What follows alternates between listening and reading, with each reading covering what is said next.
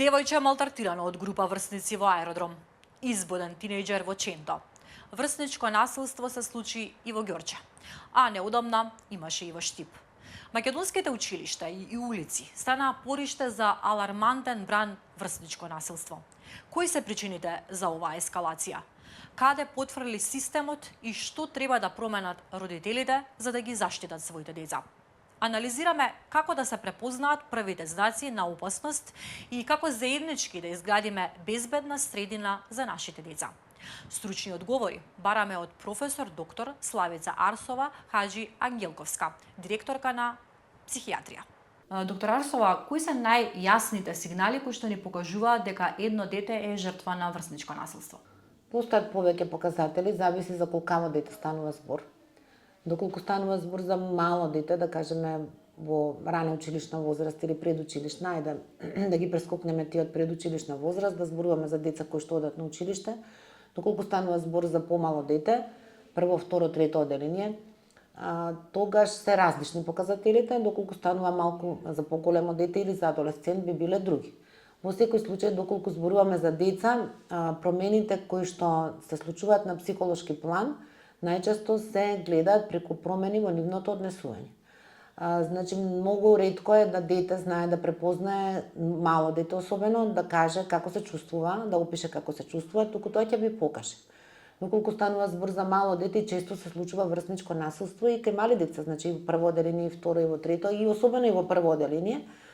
И тогаш детето ќе го забележите, би требало да се забележи од страна на родителите. Прво се разбира, бидејќи најголем дел од времето го поминува со нив, потоа од страна на наставничките, наставниците и од останатите, тоа дете ќе го промени своето однесување или ќе стане премногу раздразливо, бунтовно, плачливо, конфликтозно во семејна средина, што не било вообичаено за неговото минато однесување, односно ќе го промени своето однесување, па така од едно радосно, весело, срекно дете, тогаш ќе родителите ќе кажат не знам што му е, наеднаш почна да станува многу раздразлива, плачлив,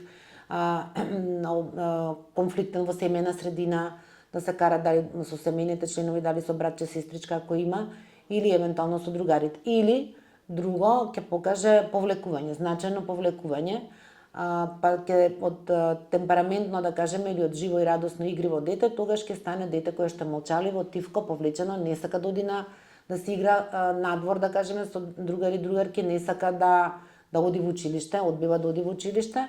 Тоа е една работа. Втора работа можно е да се појават други промени, например промени на план на исхранување, на спиење. Може да најчесто со изгладнување, односно со одбивање на храна или одбивање на некаков тип на храна, значи ќе покаже некои промени во однос на исхранувањето или преголема пребирливост или пообратно прејадување и незаинтересираност, губиток на чувството на интерес и радост и задоволство во се она што претходно го радувало. Дали се тоа било какви извори на задоволство кои што се типични за тоа дете, наеднаш ќе престанат да му стануваат интересни и да не му причинуваат никаква радост и задоволство. Промени во сонот, значи многу често тоа дете може да го промени начинот на спиење, односно да не може да спие немирно или воопшто да не спие во текот на ноќта, односно да биде будно до раните утрински часови. Значи постојат повеќе показатели, но најчесто се тоа на план на однесувањето, на план на функционирање, односно исхранување, нагонското функционирање, но и целокупното функционирање. Доколку станува збор за ученик, може да покаже и значаен пат во значаен академски пат. Значи од онај дете кое што сака да учи, кое што постигнува резултати, наеднаш ќе биде дете кое што не сака да учи или има значаен академски пат, односно од петки, наеднаш се двојки, тројки, единици, кое што не е типично за тоа дете од претходно. Родителите потребно е да ги забележат овие промени, односно да обрнат внимание на тие промени, не може да не ги забележат, но најчесто не сакаат да ги видат, па ги толкуваат на некаков си различен друг начин. Но тоа не е еден ден, тие промени траат малку подолго, односно малку подолго, и тоа не е нешто што е вообичаено, да кажеме, расположението на било кој, па и на децата може да се менува во текот на денот, зависно од надворешните фактори. Доколку му било убаво надвор, му било убаво на училиште, му било убаво во друштво и слично, би било порасположено, некогаш ќе е потажно и тоа е нормално, си да ние некогаш сме расположени, весели, срекни, некогаш сме тажни, што е нормално.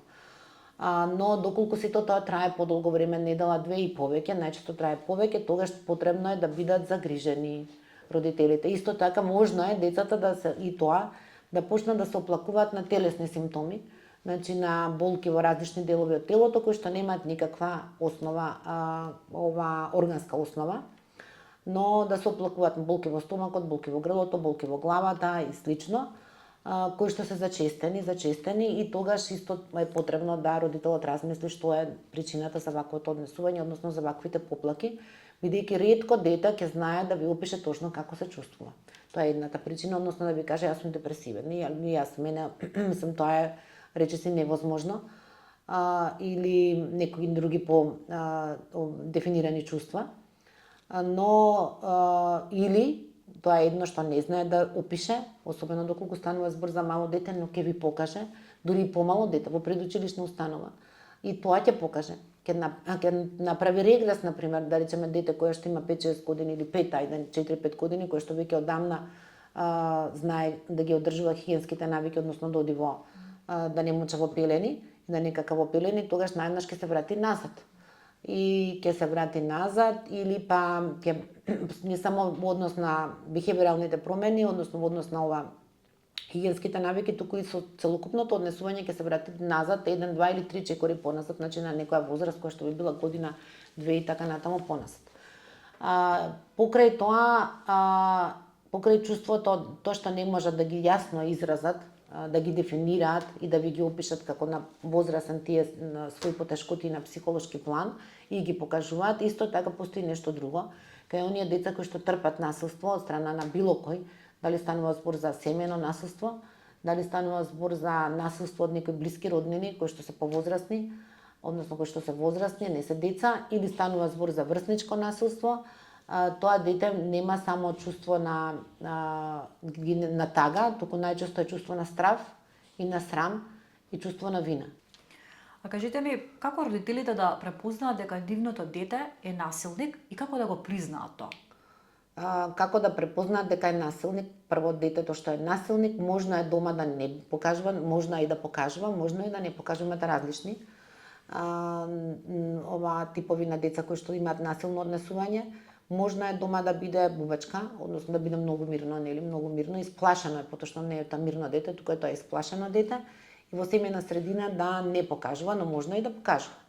Значи, многу ретко е тоа да не покажува дете кој што има насилничко поведение, кој што слабо ги контролира своите агресивни пулзи, значи агресивните тенденции, да кажам, ќе ги покаже на некој друг начин, значи може нема да се тепа дома со мајка му, со татко му, но може да тепа сестра му или брат му, и ако не ја тепа, може на некој друг начин да ја малтретира, односно да ја злоставува, најчесто е тоа помал сестра, брат и слично, може да биде сексуално, но може да биде и психолошко, со уцени, со закани, со разни видови на насилничко однесување, од една страна, од друга страна, доколку е дома мирен, да кажеме, или мирна, во надворешна средина ќе покажува изразен бунт.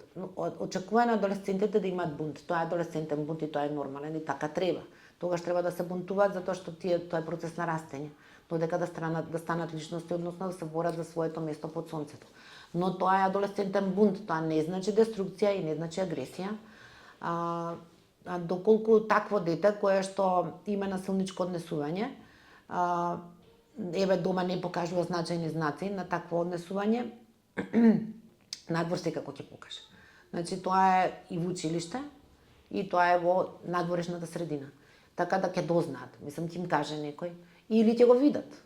Ама треба да го видат, да не го видат, они го гледаат, ама може да не го гледаат, ме разбирате, односно да го оправдуваат или да го минимизираат таквото однесување како дете, па добро, па нормално е тоа, па нормално е вака, тоа се деца, они меѓу себе да се закачаат, они меѓу себе да се, не знам, да се зафркаваат. Да го нормализираат. Да го нормализираат, тоа не е нормално. Не е нормално.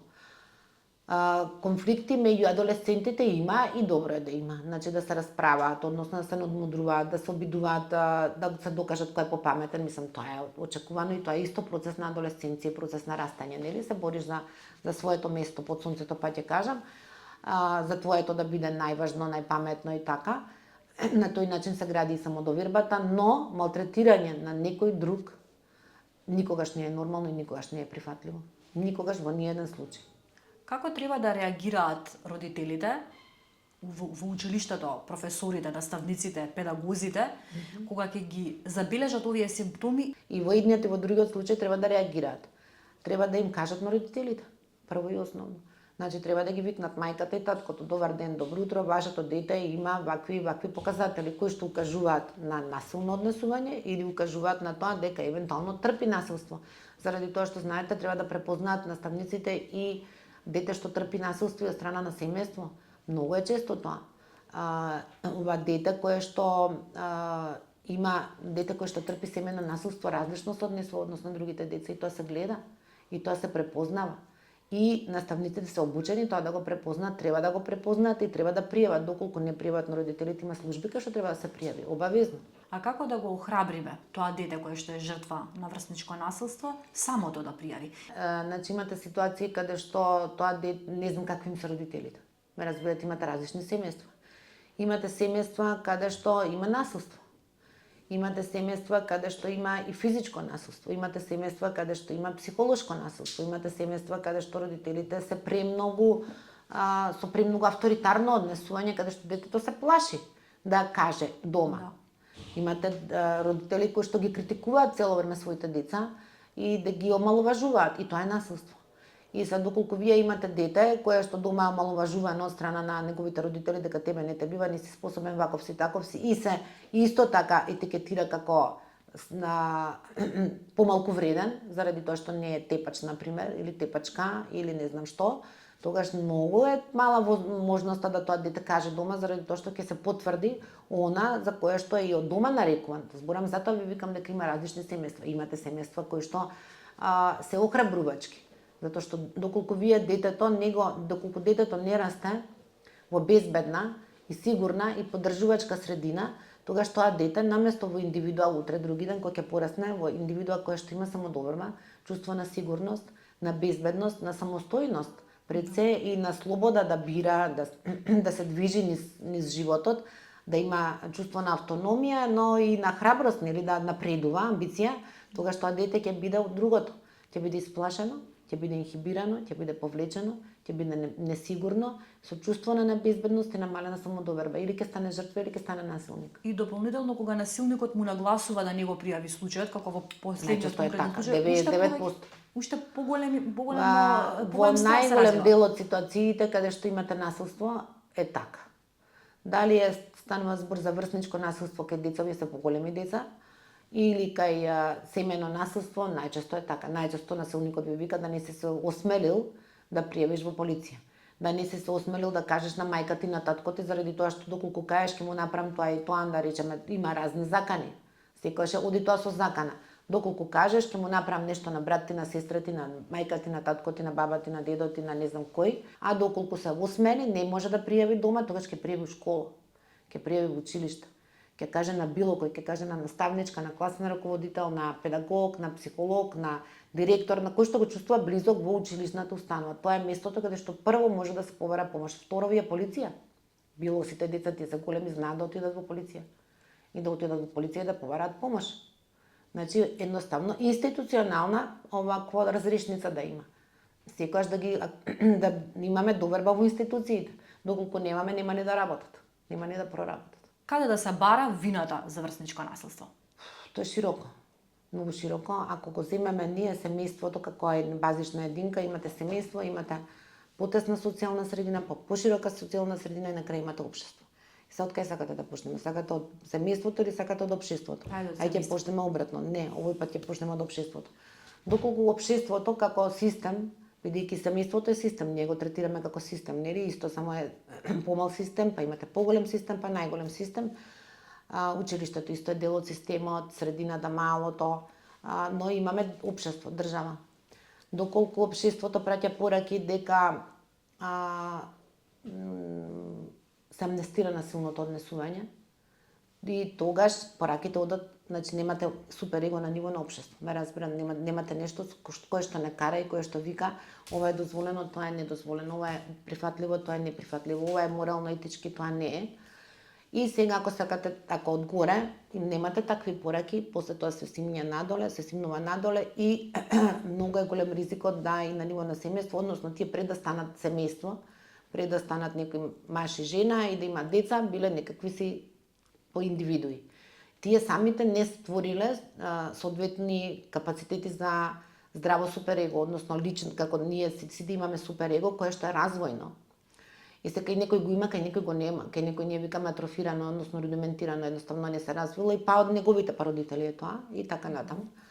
И сега доколку вие не сте пораснале во индивидуа кој што знае што е дозволено, што не е дозволено, што е социјално прифатливо, што е социјално неприфатливо, што е морално етички, што не е, многу е мала шансата да утре други ден вие кога ќе станете родител, поинаку да го воспитувате, односно не да го воспитувате, да го растете вашето дете. Бидејќи доколку ние викаме детето не учи само тоа што зборувате, детето учи од тоа што го гледа. И доколку вие дома се однесувате, не знам како да кажам, прво ајде мора да биде само насилно, но доколку вие дома покажувате тотален нереспект, да кажеме кон на ова оние кои што се ненасилници, тотален нереспект кон оние кои што кои што треба да ве образуваат, тоа се учителките, воспитувачките, негователките во градинка уште. Тотален нереспект кон учителките во училиште, односно што знае она ли мене ќе ми кажува, доколку ги имате тој став, па и детето ќе има таков став. Односно нема да ги цени тие вредности како такви. Туку боксовите и шамарите. Тоа е тоа. Докторке, кога ќе ја погледнеме така глобално, генерално сликата, многу поголем е бројот на насилници, и во последното конкретно видео гледаме поголема група, а една е жртвата. Која е потребата на другите луѓе кои што се приклонуваат кон насилникот? Идентификација со агресорот се вика тоа, поинаку кажано, викаме ние идентификација со агресорот, доколку не можеш да го победиш, нели му се приклучуваш. Нормално дека е нездрав механизам на одбрана, доколку зборуваме за возрастни, а доколку зборуваме за деца уште помалку, уште затоа што немаат уште доволно снаги они да се изборат против она да не припаѓам јас на групата. Ме разбирате? Стално има некои што се лидери. Тие што се лидери во тој период, да речеме, во генерацијата, можно е да бидат насилници. Се случува многу често тоа, тие се лидери, тие се бунтовни, тие се интересни, тие се популарни, особено кај женските, нели такви машки. И тоа е една група, една хорда, како да кажам, една група. Адолесцентите сакат да припаѓаат на група. Дали се со позитивци или со негативци, важно да се у група, да не се сами. Најлошо ми е доколку се издвоени. Значи не припаѓам ни тие кои што се добри, фини, учат и ово не знам како се однесуваат, не припаѓам ни вама, ако вие не ме примаат, ќе се приклонам кон овие, кон другите. Во период на адолесценција исто така имаат и женските и машките потреба да бидат сакани, посакувани, да се привлечни, да се интересни, заради тоа што тогаш од дете нели се станува најнаш девојка, дечко, момче, и немате никаква самодоверба, не знаете како изгледате, мислите дека сте грди, дебели, не знам какви, заради тоа што се менувате, нели се менувате. И таа промена и во огледалото и во умот малце оди споро, не е тоа наеднаш. И тука нема самодоверба, адолесцентите се многу несигурни и бил можно е да се случи да направам нешто за другите да бидам популарна, односно ајде да речеме ако сум женско, машките да ме сакаат, женските да ме почитуваат и така натаму, и обратно, или небитно, едноставно да си популарен, допатлив и сакан од врсниците. Интересен. Врсничкото насилство некогаш и денес. Повозрастните генерации не признаваат дека постоело врсничко насилство во нивно време. Како еволуира врсничкото насилство? Како што и се менуваат луѓето. Така се менуваат и начините, претпоставувам дека немало толку многу, јас ако се вратам и се размислувам и во, бидејќи видите, насилничкото однесување е општествен феномен, негативен се разбира. Не е болест сама по себе. Значи не може ние да кажеме тие што се должи на тие што прават се пациенти, значи наши да кажеме со психички болести, тоа е тотално неточно. Значи тотално неточно. Тие што се однесуваат насилно, доколку е возрастен, ние викаме со неадекватна структура на личност или психопат, доколку е дете покажува такви знаци на однесување кои што одат во тој правец. Односно доколку е адолесцент, постои ризик да утре други ден стане неадекватно структурирана личност. Значи, тоа не е врзано со психичко нарушување, да бидеме тука јасни, да не етикетираме. Зошто го велам ова? Го велам ова бидејќи луѓето како суштества, кај луѓето постои агресивни нагони, ме разбирате? Но со тек на време, со еволуцијата која што е со милениуми, луѓето се научиле да тие агресивни нагони си ги спастрат, односно да ги канализираат, велиме ние, таа нагонска пулзија што ни доаѓа и да ги применат во нешто корисно за себе и за околината. Тоа се вика амбиција.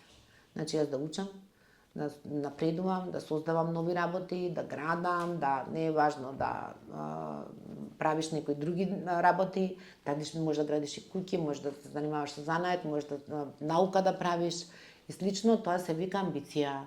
Но доколку е тоа пуштено да оди, тогаш е деструкција и тогаш е автодеструкција или хетеродеструкција, која што може да биде насочена кон себе, па да се самоповредувате, може да биде насочена кон други луѓе, а може да биде насочена и кон предмети. Значи да кршите, да мавате, да удирате и слично. Како да превенираме? Кои се вашите совети или што мислите како треба и родителите да постапуваат? Како треба да се постапува во училиштето од страна на наставниците и педагозите? Како да превенираме да не дојде до врсничко насилство? Пак ќе се вратам во однос на тоа луѓето кои се развиле како суштества, се тепале меѓу себе, имале меѓу себе немало маж и жена, имало полигамија, значи немало моногамност и слично, а луѓето виделе тогаш искуствено дека тоа не е добро, заради тоа што се уништуваат и заради тоа што, да речеме, се раѓаат деца кои што имаат проблеми доколку се инцестуозно имаат сексуални односи. Истото и со ова сега да дојдеме до денешно време, како да се превенира. Значи, мора да има едукација значајна на сите, да постојано се зборува на сите можни начини, сега да се искористат сите можни начини да се едуцираат и децата и младите, заради тоа што тие деца и млади утре други ден ќе станат возрастни индивидуи, родителите исто така и сите други луѓе кои што живеат во Македонија, вклучувајќи ги и тие, во однос на институциите е потребна зголемена будност и алертност на страна на институциите. Зошто? Заради тоа што доколку не се научени, тие што не се научиле, потребно е да се научат на поинаков начин, односно со казни. Како што постојат награди, така постојат и казни. Доколку нема казни, соодветни казни, какви и да се, тогаш кај тие што веќе се формирале како такви, кои што многу немаат некои високо развиени морално-етички норми, немаат некој јасно суперего кој што кажува вака, ова добро, тоа не е, тогаш постои друг начин да се научи. Односно на овој начин, со казни. Дали се парични, дали се затворски, се едно, постои систем, системот нека си ги реши. И за крај, една ваша генерална порака со оглед на последните случувања, која би била вашата порака до јавноста? До јавноста, ајде до родителите повеќе. Заради тоа што ја зборуваме најмногу за и генерално до оние кои што трпат насилство и тие кои што имаат проблем со своето насилство, тие кои што имаат проблем на план на собствено насилно поведение, потребно е да побараат помош. Има начини како да им се помогне. Тие кои што имаат деца, кои што имаат насилно однесување, исто така треба да побараат помош, заради тоа што тоа не е срамно, е страшно и тажно. Тие кои што трпат, повторно истото, а родителите и на едните и на другите потребно е да си ги гледаат своите деца. Односно да не значи само просто физичко присуство и да им обезбедат да разберат тоа не сакам да дискутирам за тоа дека треба да имаат соодветни услови за живот, јадење, пиење, спиење и слично, хигиена, но да ги гледаат, да разговараат, да ги прашуваат како им поминал денот, но вистински да ги слушаат, активно да ги слушаат и да ги гледаат и сите оние пораки кои што ги праќаат на невербален начин. Значи не само со зборови, туку и со своето однесување, со нивната лицева експресија, движење на телото и сите оние промени во однесувањето да бидат будни во однос на тие промени и да тогаш соодветно реагираат. Не мора секогаш да се заврши на психијатар и на психолог. Многу често може да се реши ситуацијата на ниво на семејство. Ви благодарам што зборувавте за Слободен печат. Ви благодарам.